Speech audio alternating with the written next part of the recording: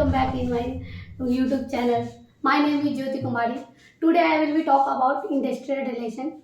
This subject is very popular in MBA third semester, also called as industrial relation. तो हम लोग अब further बात करते हैं इस टॉपिक पे। सबसे पहला इंडस्ट्रियल रिलेशन क्या है? Industry and relation, this is called industrial relation. इसकी मीनिंग पे बात कर लेते हैं। Industrial relation refers to all types of relation between employers and workers, be they at national, regional और company level, and to all dealings with social and economical issues such as wages setting, working time and working condition. This is meaning of industrial relation. अब हम अपने भाषा में बात करते हैं industrial relation क्या होता है। इंडस्ट्रियल रिलेशन एक टाइप की रिलेशनशिप है जो एम्प्लॉय के बीच में होती है, एम्प्लॉयड के बीच में होती है, एम्प्लॉयड के बीच में होती है, एम्प्लॉयर और गवर्नमेंट के बीच में होती है। मोस्टली इसमें 3-4 टाइप की जो है वो मेन होते हैं, employ, employer, government, trade union. ये 4 जो है वो मेन रोल प्ले करते हैं इंडस्ट्रियल रिलेशन में। अब हम देख लेते हैं इसकी कुछ ऑब्जेक्टिव है। टू इस्टेब्लिश, फर्स्ट ऑब्जेक्टिव है इसका टू इस्टेब्लिश इंडस्ट्रियल पीसेज। क्या है ये फर्स्ट ऑब्जेक्टिव? इसका कहता है एक जो इंडस्ट्रियल रिलेशन है वो क्या करता है, एक इंडस्ट्रियल पीस, शांति बनाना। पीसेस का मतलब होता है एक शांतिपूर्वक जो एक इंडस्ट्रियल रिलेशन है एम्प्लॉय के बीच में, एम्प्लॉयड के बीच में, एम्प्लॉयड के बीच में एंड एम्प्लॉयर और गवर्नमेंट के बीच में एक रिलेशनशिप, पीसफुली रिलेशनशिप क्रिएट करना।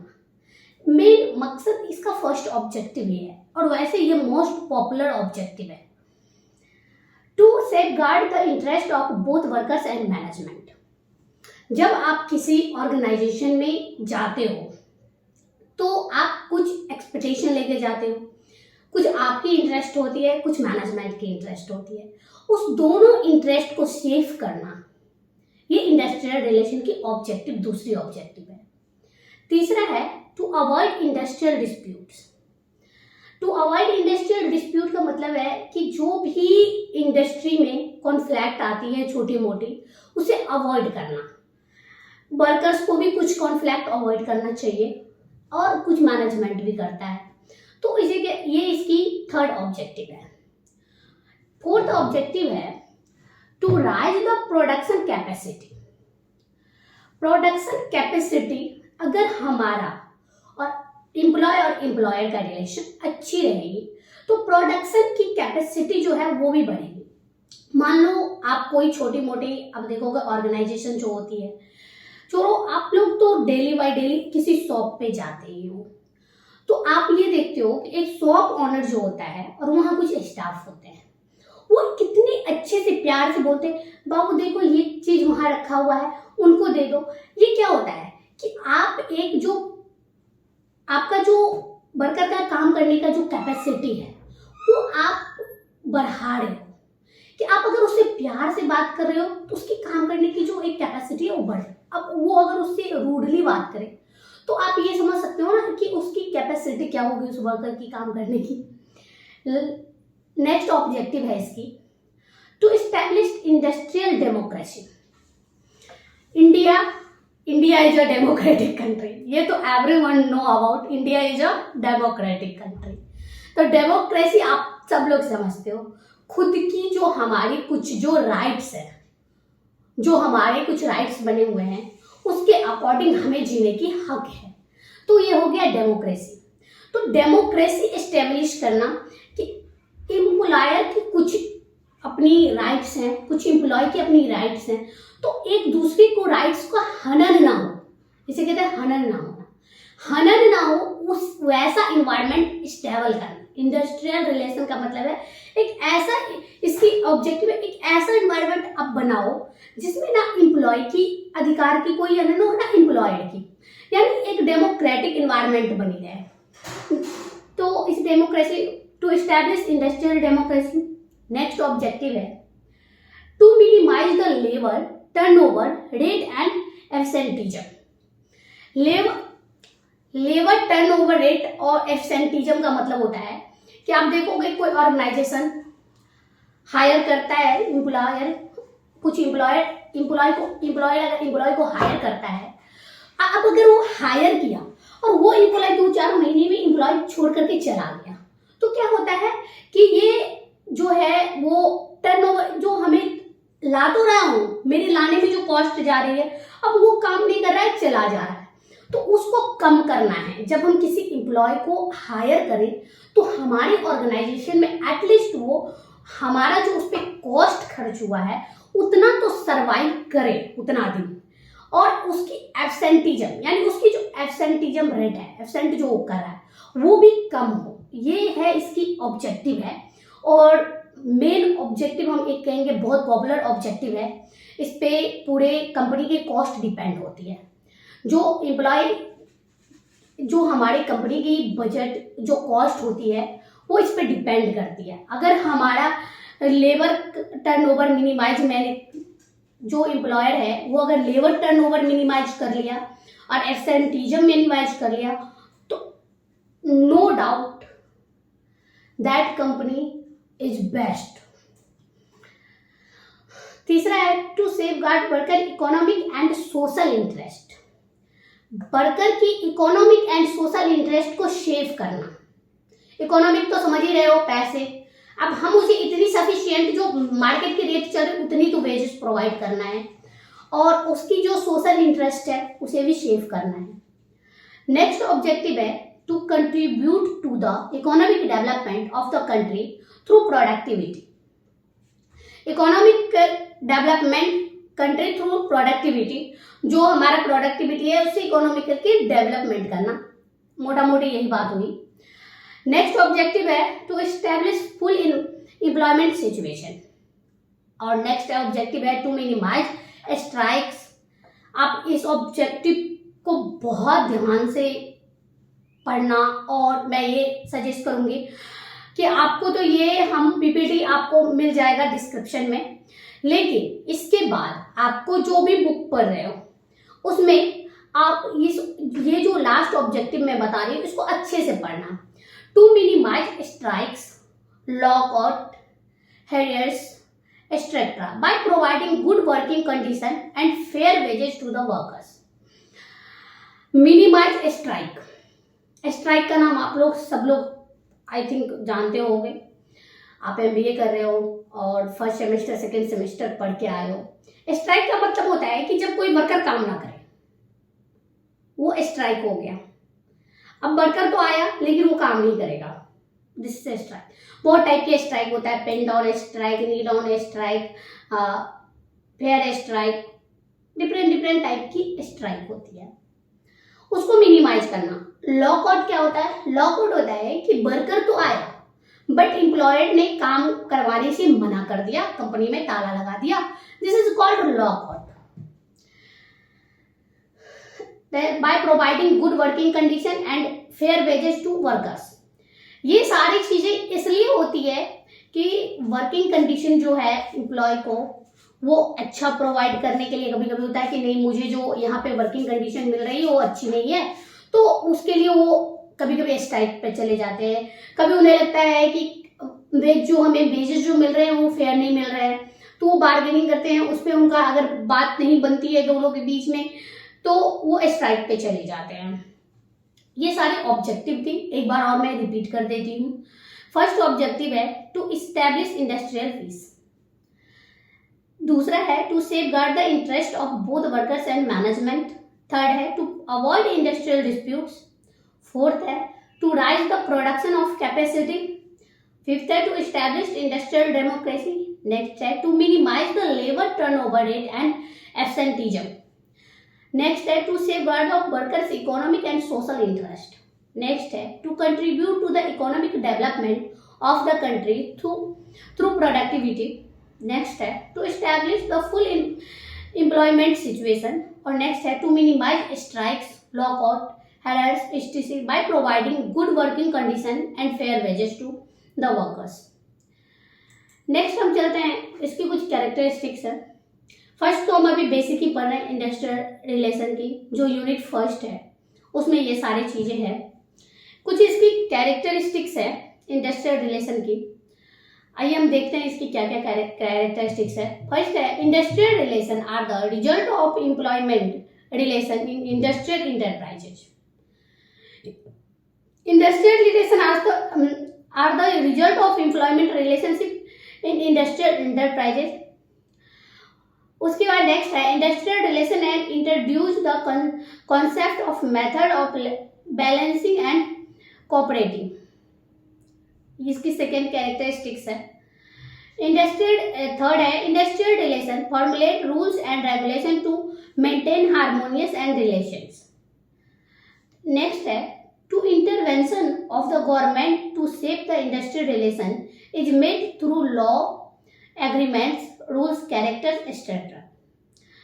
नेक्स्ट है, industrial relation incorporate both individual relation and collective relations.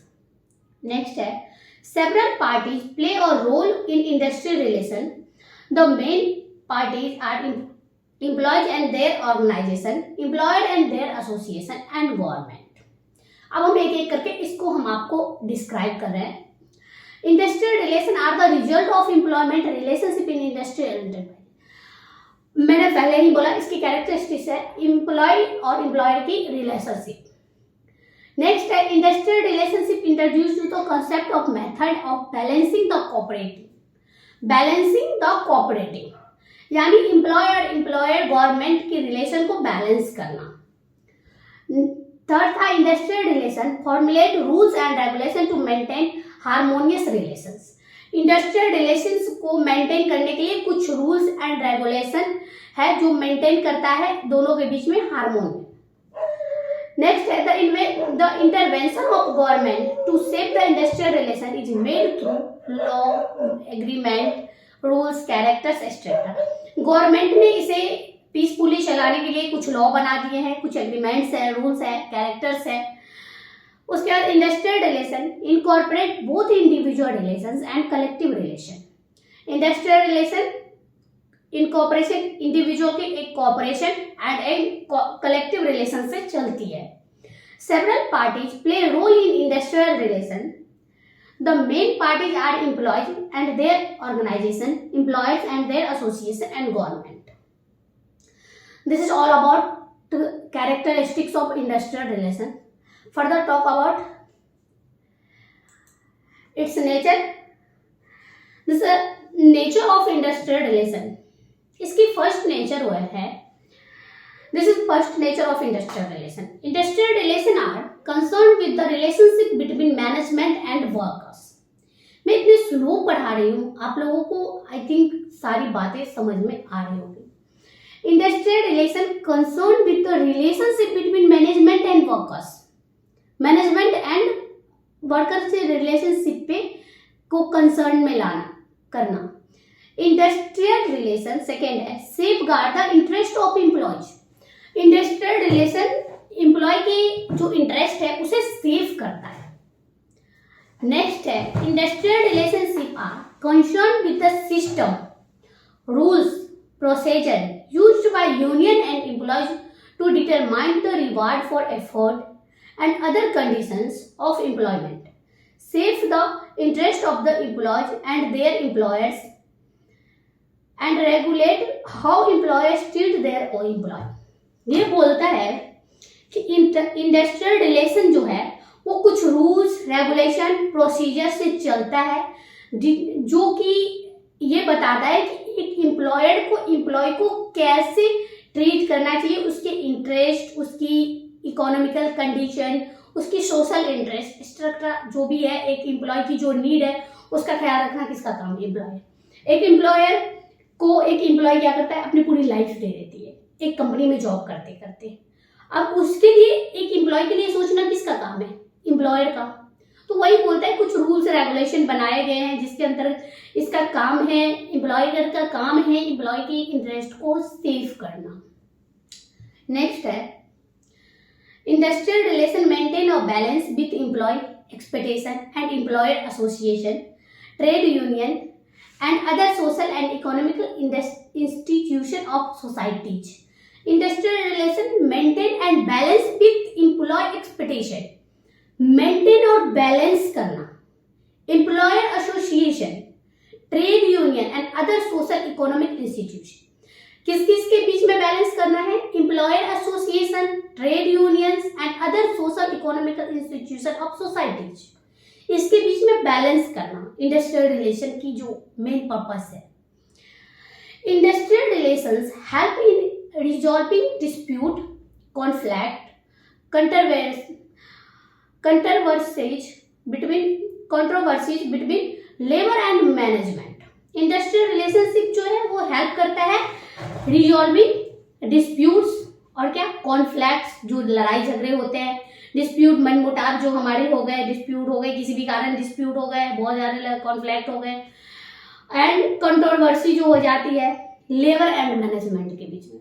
Basically लड़ाई किसके बीच में होती है? एक घर में सास और बहू होते हैं, लड़ाई किसके बीच में होती है? उसी दोनों के बीच में। वो कहते नहीं घर मेरा है, दूसरा कहता नहीं मेरा है।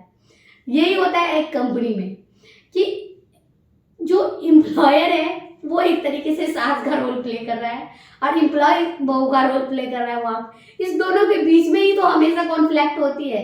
अब एम्प्लॉय बोल रहा है नहीं मेरे को ये चाहिए, मैं ऐसे कर रहा हूँ, एम्प्लॉय बोलता नहीं ऐसा नहीं होगा।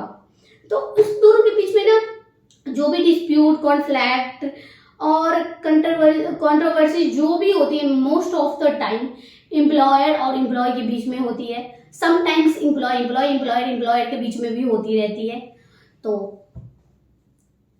नेक्स्ट हो गया further I will be talk about scope of industrial relation.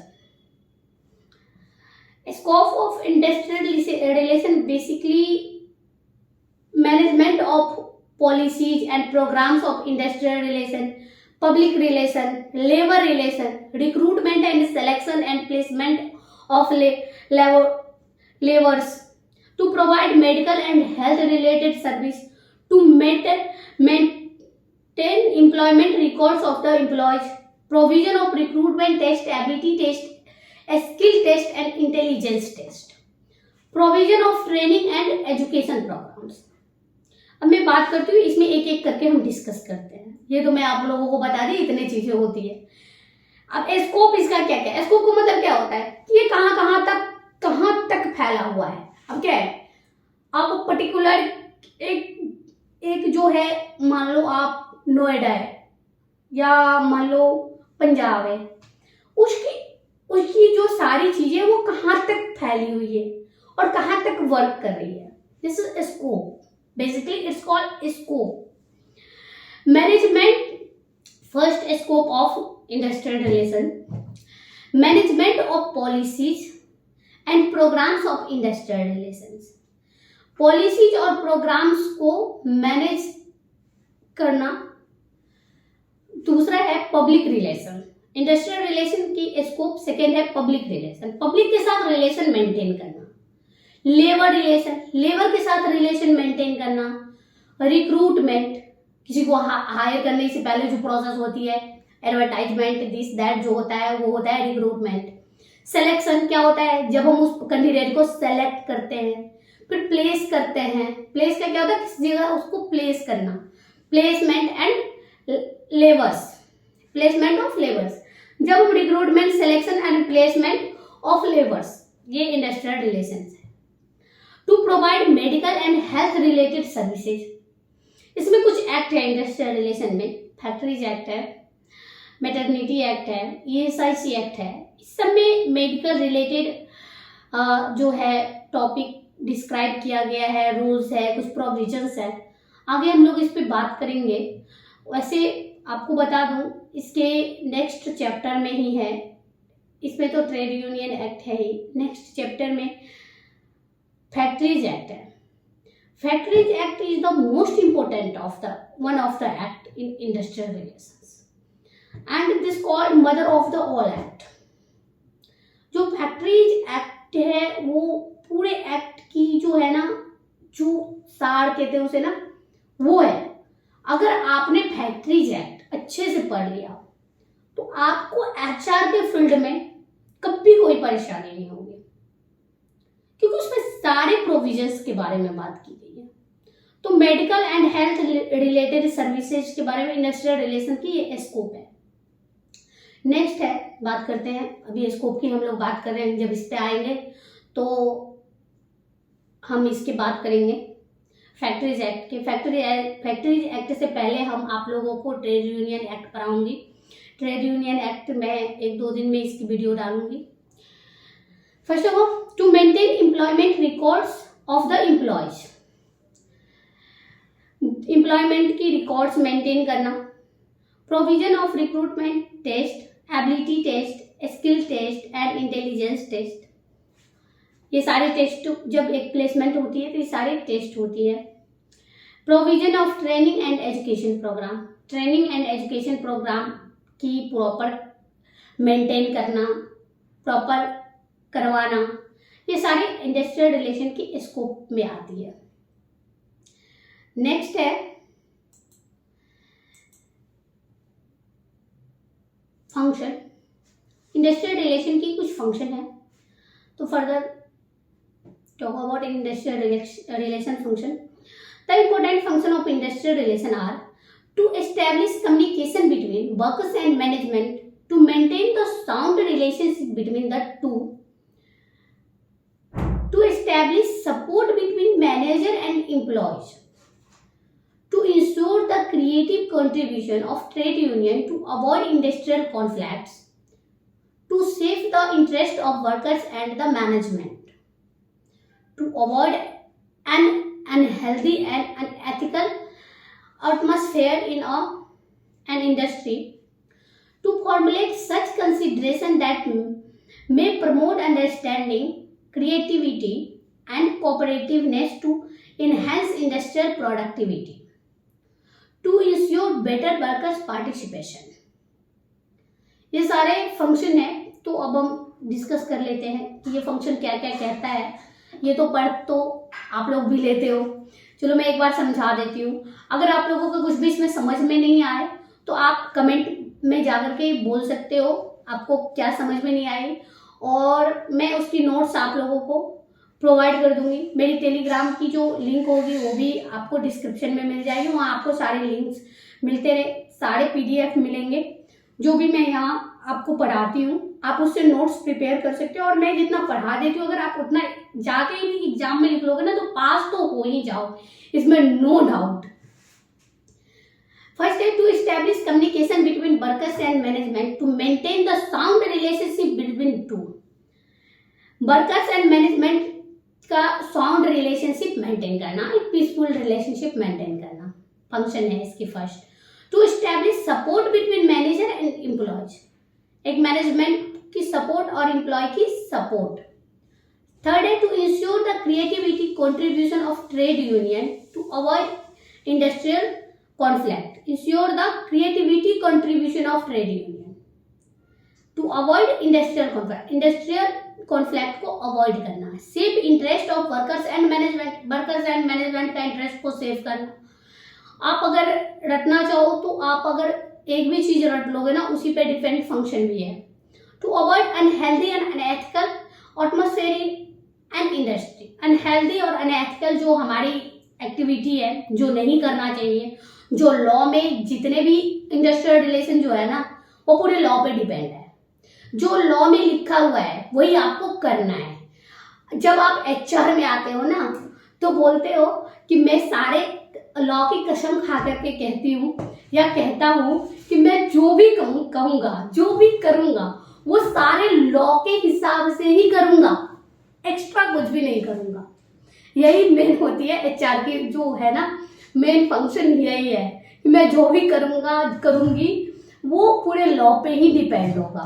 This is अगर आप ये चीज़ समझ लिए ना तो आप एक नंबर के HR हो गए हो। अब किसी चीज़ की ये नहीं है, इसके लिए आपको लॉ पढ़ना भी पड़ेगा।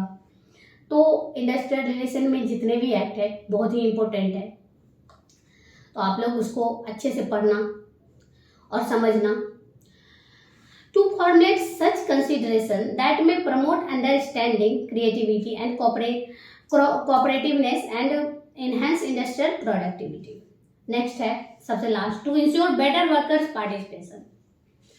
जब मैनेजमेंट कोई भी डिसीजन ले उसमें वर्कर्स की पार्टिसिपेशन रखे तो ज़्यादा अच्छा ऑर्गेनाइजेशन चलता है। खास करके मैन्युफैक्चरिंग इंडस्ट्री, उसमें तो कुछ भी अगर आप ले रहे हो डिसीजन, उसमें आपको वर्कर्स की, ट्रेड यूनियन की पार्टिसिपेशन बहुत इंपॉर्टेंट होती है। अगर आप ऐसा नहीं कर रहे हो तो स्ट्राइक्स होने की बहुत ज़्यादा चांसेस बढ़ जाती है। उन्हें लगता है मुझे अवॉइड कर रहा है, मुझे उस लाइक नहीं समझता, तो खास करके इसमें ध्यान रखना होता है। कुछ इम्पोर्टेंस है। फर्स्ट इम्पोर्टेंस है इंडस्ट्रियल रिलेशन की। फर्स्ट इम्पोर्टेंस है प्रमोट्स डेमोक्रेसी। आपको तो पता ही है इसकी जो है, ये जो इंडस्ट्रियल रिलेशनशिप है, रिलेशनशिप, वो डेमोक्रेसी को प्रमोट करता है कि जो अपना अधिकार होता है ना उसको प्रमोट करता है कि हाँ कुछ वर्कर के अधिकार बनाए गए हैं लॉ में, कुछ एम्प्लॉय के अधिकार बनाए गए, उसको प्रमोट करता है। Industrial relation means employing collective bargaining to resolve issues faced by workers. This collective bargaining is generally employed through cooperation and mutual agreement amongst all affected parties. Example: democracy, management, democracy of employer, democracy of employee, that is democracy, management and employees union. देखो आपको एक बात बता रही, employees union भी होती है, employed union भी होती है। तो आप ये बात सोचना कि जो ट्रेड यूनियन है वो सिर्फ एम्प्लॉय जो है वही फॉर्म कर सकते हैं, एम्प्लॉयड भी कर सकता है। हाई मोरल को हाई करना। इंडस्ट्रियल रिलेशन की दूसरी इंपॉर्टेंस है high morale. Good industrial relation enhance the morale of employees and motivate the workers to the work more effectively. Third है avoid conflict between management and union. जैसे आप लोगों ने इसके मीनिंग में मैं बताई थी पहले कि कॉन्फ्लिक्ट को अवॉइड करना। तो देखते हैं ये आगे क्या कहता है। Industrial relation minimise issues between union and management. This is because industrial relation incorporate setting of machinery to resolve issue faced by management and employees through mutual agreement to which both these parties are bond. Fourth है minimise wastage. जो industrial relation है उसमें जो भी बोला गया है अगर आप उसे फॉलो करते हो तो आपकी जो वेस्टेज है वो भी मिनिमाइज होता है। इसे भी ये प्रमोट करता है, इंपॉर्टेंस है इसकी। तो देखते हैं minimise wastage. Satisfactory industrial relation are maintain on the basis of cooperation and recognisation of such other in the department. It helps the minimize wastage of material, manpower and cost. Material होता है जो भी आप raw material लाते हो, man power जो लोग उसमें काम करते हैं, एंड कॉस्ट जो बजट हम लोग बनाते हैं। लास्ट है economic growth and development. Good and harmonious industrial relation result in increase efficiency and hence prosperity, which in turn minimize turnover and other tangible benefits to the organization. This promotes economical growth and development. ये economical growth and development को भी promote करता है। Thank you so much. Please like and subscribe my channel. If any topic you realize this is your need, then you also comment in the comment box, and next topic is coming soon. Thank you so much. अब हम लोग कुछ इधर उधर की बातें कर ले। देखो फर्स्ट ऑफ ऑल अभी तो सेमेस्टर स्टार्ट हुई है, तो आप लोग को जितने भी बुक है एम्प्लॉय रिलेशन हो, अभी स्पेशलाइजेशन आप लोग थर्ड सेमेस्टर में गए होंगे, अलग अलग स्पेशलाइजेशन हुआ होगा, तो HR वालों के लिए, बाकी मैं मार्केटिंग वालों के लिए भी वीडियो लाऊंगी इसके बाद। तो HR वालों के लिए बोलना चाहती हूँ एम्प्लॉय रिलेशन भाई एक ऐसा सब्जेक्ट है जिसे बहुत ही अच्छे से पढ़ने की जरूरत है। उसके बाद है ऑर्गेनाइजेशनल चेंज एंड डेवलपमेंट, जो HR की दो सब्जेक्ट है, employ relation and organisational change and development. Organisational change and development में उतनी आपको प्रॉब्लम नहीं आने वाली, क्योंकि फाउंडेशन ऑफ मैनेजमेंट भी आप लोगों ने पढ़ा है और जो आप लोगों ने मैनेजमेंट की जो पिछले 2 सेमेस्टर में जितने भी पढ़े हो वो सारे इसी में वही है, ऑर्गेनाइजेशनल चेंजेस, ऑर्गेनाइजेशनल बिहेवियर है एक जो बहुत very very important. This subject is very interesting and very important और वेरी कॉम्प्लिकेटेड। अगर आप इसको नहीं समझोगे इस सब्जेक्ट को तो ऐसा लगेगा मैं कितनी याद करना पड़ेगा भाई, कैसे मैं लिखूं। लेकिन आप ना इसमें सारे थ्योरी है जो ऑर्गेनाइजेशनल बिहेवियर है उसमें आप लोग अच्छे से उसे इंटरेस्ट लेके पढ़ना, और अगर आप एक अच्छे से इंटरेस्ट लेकर उस सब्जेक्ट को पढ़ोगे तो मैं एक बात तो डेफिनेटली कह सकती हूँ, यू आर गुड लीडर और यू आने वाले टाइम में you will be good HR and you effectively implement all HR policies and practices and organizational behavior जो है ना वो सारे एक इंडिविजुअल के अंदर क्या एटीट्यूड होनी चाहिए, क्या बिहेव होनी चाहिए, क्या स्ट्रेस मैनेजमेंट की क्या है डील करने की, सारी कुछ उसमें बताया गया है। तो और दूसरी बात ये कि लोग सोचता है मैं इंग्लिश नहीं आती मैं MBA कैसे कर लूँगा। अरे भाई हम इंडिया में हैं, मुझे मैं आपको बता दूँ मैं रिटर्न में इंग्लिश में बहुत अच्छी हूँ, लेकिन आपको जैसे पता है मैं बिहार से बिलोंग करती हूँ, मेरी उतनी स्पीकिंग अच्छी नहीं है। तो मैं शुरू में से ही सोच रही थी जब आई तो सोची कैसे होगा कैसे होगा कैसे होगा। फिर मैंने जब मैं फर्स्ट सेमेस्टर की एग्ज़ाम दी तो मैं सोची I will be do everything, nothing is impossible in this world. आप अगर आपको इंग्लिश अच्छी नहीं आती आप हिंदी में बोलो, आप इंग्लिश हिंदी मिक्स करके बोलो, आप बस रिटेन आपकी सीख लो, ग्रामर आपकी अच्छी होनी चाहिए। Doesn't matter how much English you know and you don't know. Thank you so much.